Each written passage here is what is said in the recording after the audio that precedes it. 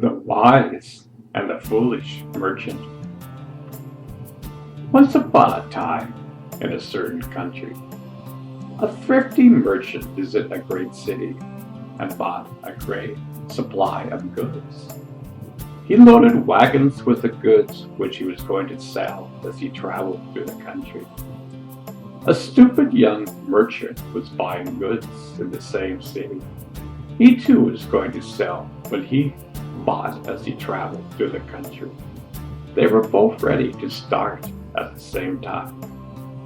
The thrifty merchant thought, "We can't travel together, for the men will find it hard to get wood and water, and there would be not enough grass for so many oxen.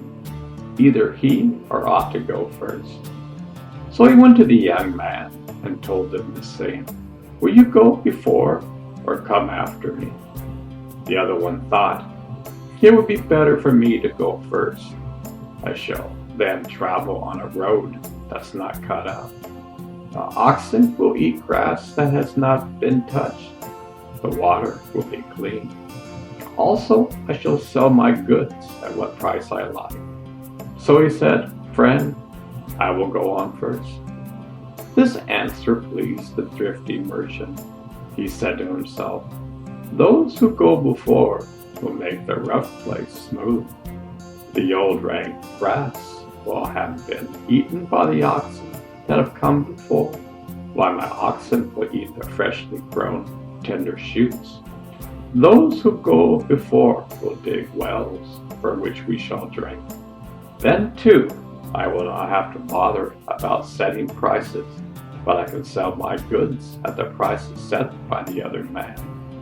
So he said aloud, "Very well, friend, you may go on first." At once the foolish merchant started on his journey. Soon he left the city and was in the country. By and by he came to a desert which he had to cross. So he filled great water jars with water, loaded them into a large wagon, and started across the desert. Now on the sands of this desert there lived a wicked demon. This demon saw the foolish young merchant coming and thought to himself, "If I can make him empty those water jars, soon I shall be able to overcome him and have him in my power." So the demon went further along the road and changed himself into the likeness of a noble gentleman. He called up a beautiful carriage drawn by milk-white oxen. Then he called 10 other demons, dressed them like men, and armed them with bows and arrows, swords and shields. Seated in this carriage, followed by the 10 demons, he rode back to meet the merchant. He put mud on the carriage wheels, hung water lilies and wet grasses upon the oxen of the carriage. Then he made the clothes the demons wore and their hair all wet. Drops of water trickled down over their faces, just as they had come through a stream. As the demons neared the foolish merchant, they turned their carriage to one side, saying pleasantly, "Where are you going?" The merchant replied, "We have come from the great city back there, and are going across the desert to the villages beyond. You come dripping with mud and carrying water lilies and grasses. Does it rain on the road you've come by?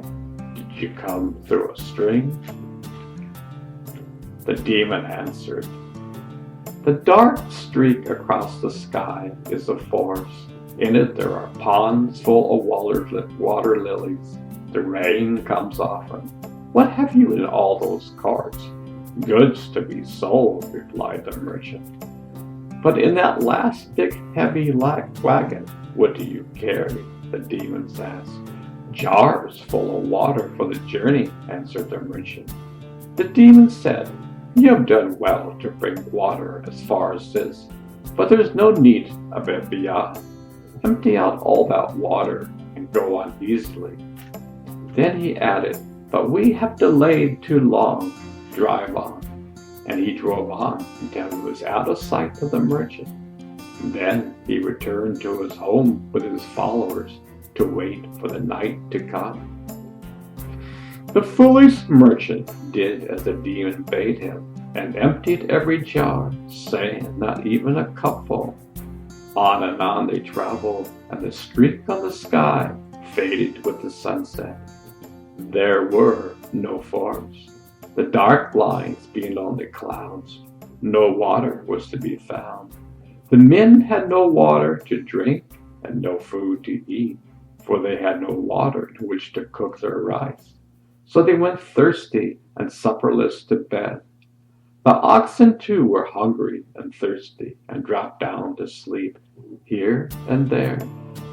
Late at night the demons fell upon them, and easily carried off every man. They drove the oxen on ahead of them, but the loaded carts they did not care to take away. A month and a half after this, the wise merchant followed on the same road. He too was met on the desert by the demon, just as the others had been. But the wise man knew the man was a demon because he cast no shadow. When the demon told him of the ponds in the forest ahead, and advised him to throw away the water jars, the wise merchant replied, "We don't throw away the water we have until we get to a place where we see there is more." Then the demon drove on, but the men who were the merchant said, "Sir, those men told us that yonder was the beginning of a great forest, and from then onwards it was always raining. Their clothes and hair were dripping with water. Let us throw away the water jars and go on faster with lighter carts." Stopping all the carts, the wise men asked the men, "Have you ever heard anyone say that there was a lake or pond in this desert? You have lived near always."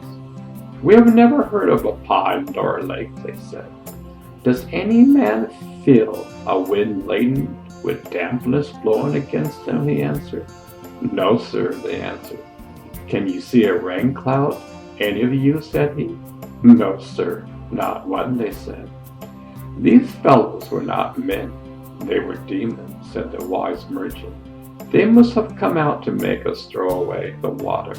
Then, when we're faint and weak, they might have put an end to us.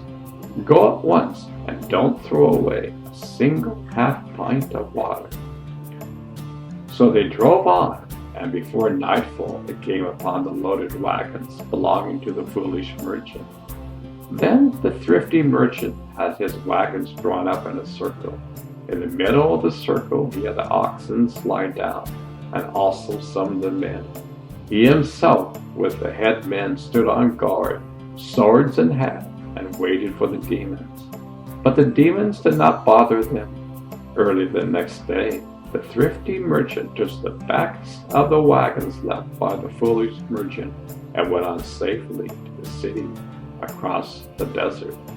There he sold all the goods at a profit and returned with his company to his own city.